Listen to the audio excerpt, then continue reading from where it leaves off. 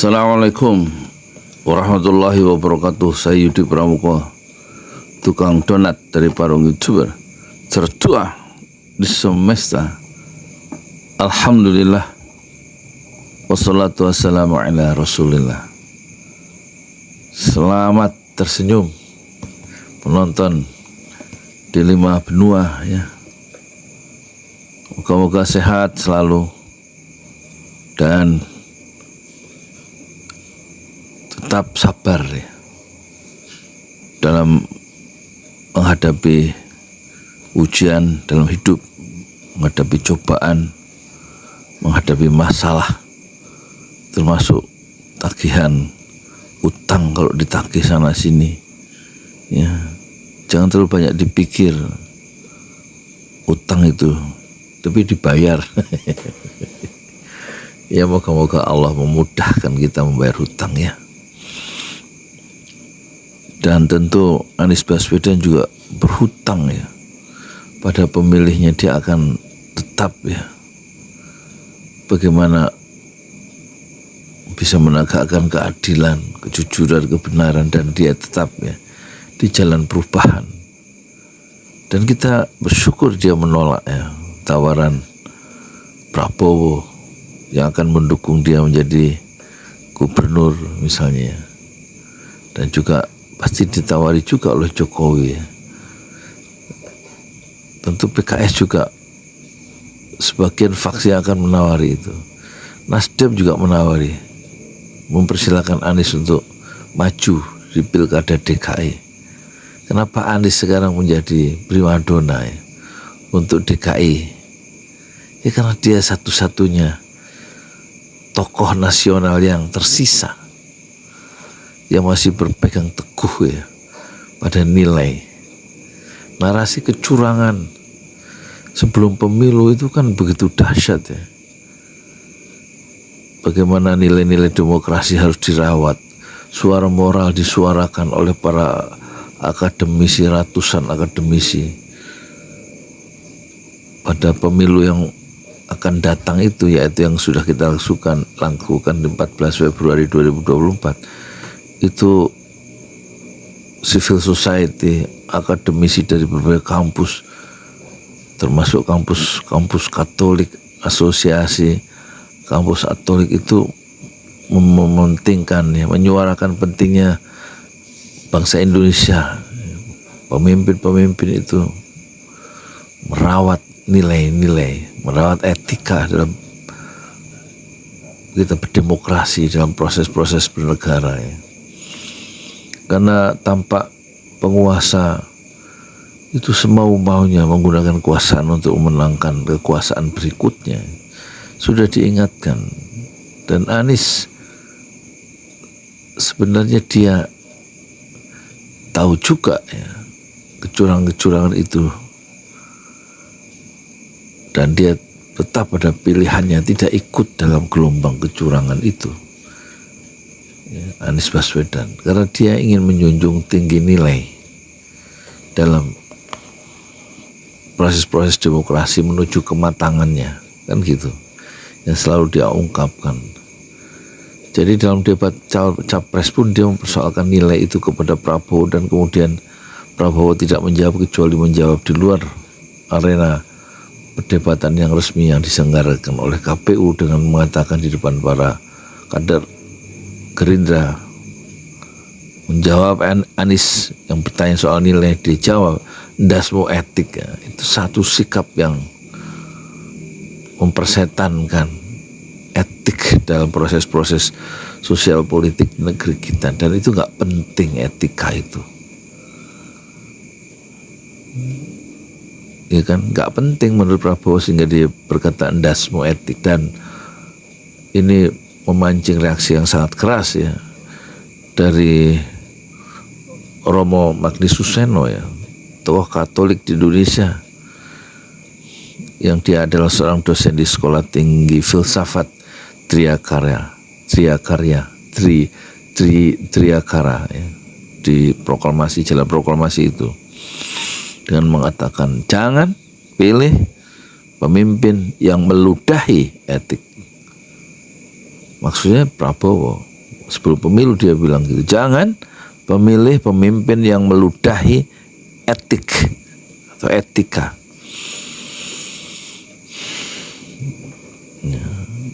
Dan di situ pangkalnya itu kerusakan bangsa kita yang selama 10 tahun terakhir itu penuh dengan udara narasi kebohongan ya.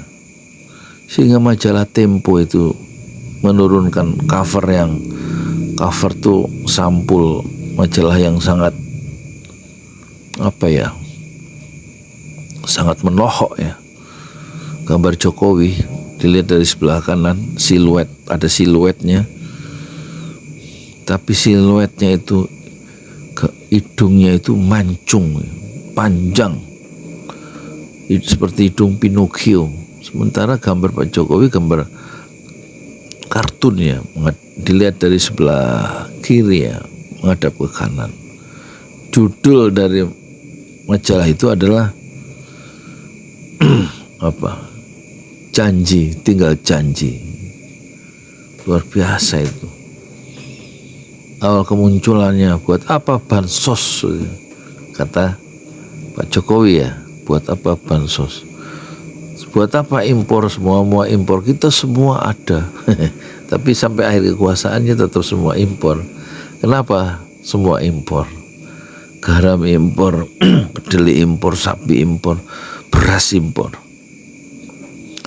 Ya karena di belakang para eksportir atau importir itu kan bermain pedagang-pedagang dengan hanya komisi per kilo sekian ribu kali sekian juta ton dapat duit dengan cepat ya. Tentu berkolaborasi dengan penguasa yang memberikan izin impor itu. Nggak capek-capek mendorong kemandirian petani untuk nanam kedelai. Bagaimana caranya 1 hektar menjadi 10 ton kedelai sehingga nggak usah impor dari Amerika. Itu lebih sulit itu membuat suatu program atau satu cara berpikir yang membuat petani makmur di negerinya sendiri. Kelamaan nih, mendingan impor. Jadi memang pedagang-pedagang ini dipikirin untung ya. Nah itu satu kegagalan ya pemerintah di dalam membuat Indonesia itu menjadi negeri pertanian yang sukses itu, sehingga menjadi eksportir itu nggak bisa. Harusnya ada digarap tahun pertama. Moga-moga Prabowo menggarapnya ya. Nah kembali ke Anies Baswedan ya. Anies Baswedan adalah tokoh yang tersisa yang sekarang diperebutkan karena dia relatif secara moral adalah bersih ya. Tidak terikat dengan oligarki dan tidak mau bersekutu dengan kecurangan. Ada 3 partai yang kelihatannya itu ya bersekutu dengan kecurangan. Saya tidak mengatakannya pengkhianat ya, tapi orang lain bisa mengatakannya pengkhianat. Seperti Nasdem, dia semacam tiba-tiba mendukung pemerintahan Prabowo Gibran. Padahal Nasdem itu juga mempersoalkan kecurangan di Mahkamah Konstitusi ya. Ya berarti cuma pura-pura aja itu para politisi ngomong soal protes mereka tentang kecurangan, tapi akhirnya mereka bergabung ya, dengan rejim yang dihasilkan oleh kecurangan itu kan gitu. Itulah yang dilakukan oleh manuver Surya Paloh dan Nasdem ya. Tanpa malu-malu mereka bersekutu dengan kecurangan yang dia tolak ya. Kemudian Caimin juga bilang PKB mendukung pemerintahan Prabowo Gibran. Loh, coba itu. Yang tadinya Nasdem dan PKB itu berjalan di jalan perubahan untuk memperbaiki Indonesia, tapi setelah kalah suaranya itu lebih banyak Prabowo dibanding Anies yang didukung oleh Nasdem dan PKB. Tiba-tiba balik badan tuh, Nasdem dan PKB mendukung Prabowo Gibran. Berarti dia mendukung rejim yang lahir karena kecurangan. Terus yang ketiga yang balik badan juga dengan cara yang aneh adalah PKS. Kata Abu Bakar Al-Habsyi, PKS itu siap oposisi dan juga siap kolaborasi. Nah, inilah satu pilihan yang kelihatannya lebih elegan tapi sebenarnya pilihan yang banci. Sementara faksi PKS yang lain yaitu Mardhani Alisera, dia bilang PKS tegas oposisi. Berarti ada perpecahan di dalam lingkar elit PKS, Partai Keadilan Sejahtera, yang sudah 10 tahun beroposisi dan sekarang tampaknya dia mulai berpikir ulang dan tampaknya tidak tahan juga berada di barisan oposisi. Ya, karena temannya yang oposisi sebelum pemilu sudah bergabung ke Prabowo Gibran, yaitu Demokrat.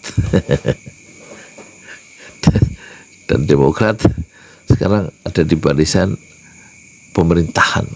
Sebelum pemilu dia sudah ngambil sikap untuk tidak lagi beroposisi, karena Prabowo jelas dalam kampanyenya ingin melanjutkan program-program Jokowi dan dia adalah tim Jokowi dan dialah yang memilih Gibran Raka Buming Raka. Padahal bohong ya. Menurut Hasto, calon presiden Raka Buming Raka sudah ditentukan oleh Jokowi pada bulan April 2023. Jadi kemauan untuk menjadi calon wakil presiden itu maunya Pak Jokowi sebagai ayahnya, dan kemudian nanti dibantu oleh pamannya atau oleh adik iparnya Anwar Usman bulan Oktober dengan mengeluarkan putusan nomor 90 tahun 2023 tanggal 16 Oktober hari Senin. Jadi rencana keluarganya adalah bagaimana menetapkan, memasukkan Raka Buming Raka menjadi calon presiden bulan April, Mei, Juni, Juli, Agustus, September, Oktober.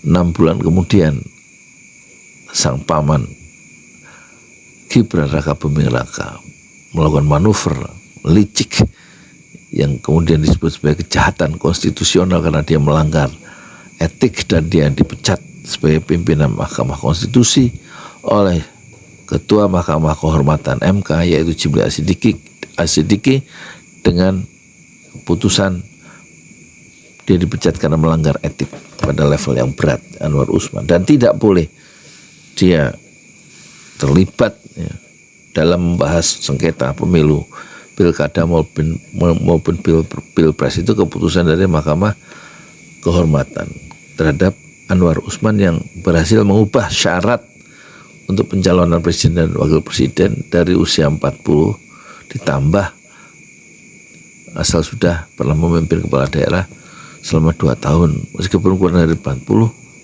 dia boleh mencalonkan diri sebagai calon presiden dan wakil presiden. Dan itulah jalan yang terbuka bagi Gibran untuk menjadi calon wakil presiden. Karena manuver-manuver licik dari Anwar Usman yang dia diganjar adalah pemecatan oleh Jimli Asidiki. Jadi tampak ya, tampak memang ada desain besar ya untuk menguasai, ya oligarki menguasai atau memperpanjang kekuasaannya melalui Gibran Raka Buming Raka. Dan Anies Baswedan tentu sadar yang seperti itu, analisa seperti itu tuh sadar ya. Karena dia juga membaca, karena dia juga berdiskusi dengan yang lain ya, dengan teman-teman yang mempunyai informasi A1. Beda dengan saya, kan saya informasi saya A1 itu yang paling bisa dipercaya. Kalau soal batagor, soal somai, soal pedagang kecil di lingkungan Parung ini saya ngerti. Ini ngomong gini kan sebenarnya cuma bikin konten aja. Jam 4 kurang seperempat waktunya subuh malah bikin konten politik ya.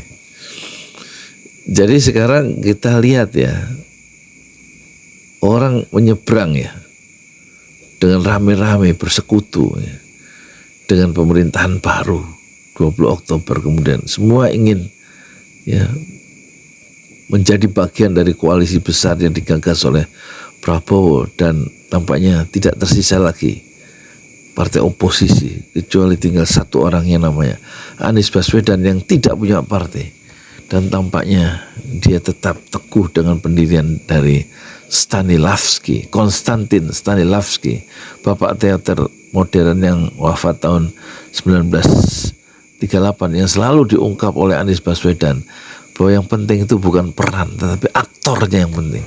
Dan tampaknya aktor kebersihan, aktor keadilan, aktor kejujuran, aktor kesetaraan, aktor yang anti kecurangan, anti kelicikan, anti kebohongan sekarang yang tersisa dalam level nasional hanya satu, yaitu Anies Baswedan. Dan dia diperebutkan sekarang.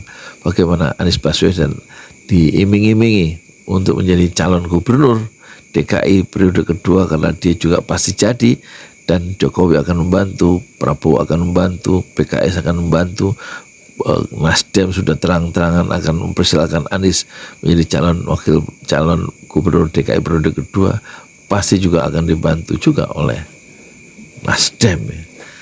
Karena apa? Mereka rebutan Anies karena mereka tahu mereka orang-orang yang bermasalah, dan Anies yang mengusung jalan perubahan itu ternyata tidak bisa digoyahkan, dan tampaknya Anies akan terus berjalan. Mungkin dia akan menjadi Mr. Lonely, seorang yang berjalan dengan kesepian di jalan kejujuran, berjalan kesepian sendirian di jalan kebenaran. Mungkin Anies Baswedan akan seperti laki-laki yang kesepian berjalan sendirian di jalan keadilan. Assalamualaikum warahmatullahi wabarakatuh. Masjid 6 Syuhada sebentar lagi selesai. Dinding lubang angin sebagian sudah terpasang, lantai 2, dan kemudian plafon termasuk lantai bukan keramik, granit 150 dus bersama tiang-tiang yang ada 16 setinggi 4,5 meter. Kemudian finishing terakhir adalah tangga menjebol atap ya, lantai pertama untuk masuk ke lantai 2. Inilah Masjid 6 Syuhada. 2,5 tahun lalu dimulai pada 2 Agustus hari Senin 2021. Tinggal sedikit lagi insya Allah, dan lantainya dari keramik, bukan keramik, granit, sudah diresmikan lantai pertama. Nanti lantai kedua lewat sini tangganya dijebol untuk masuk ke lantai 2. Inilah Masjid 6 Syuhada yang sangat megah karena dari bahan-bahan pilihan kualitas nomor 1.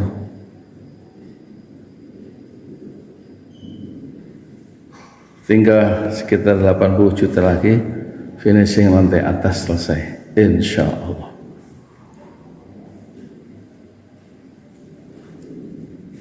Ya, inilah Masjid 6 Syuhada yang sangat bersejarah ya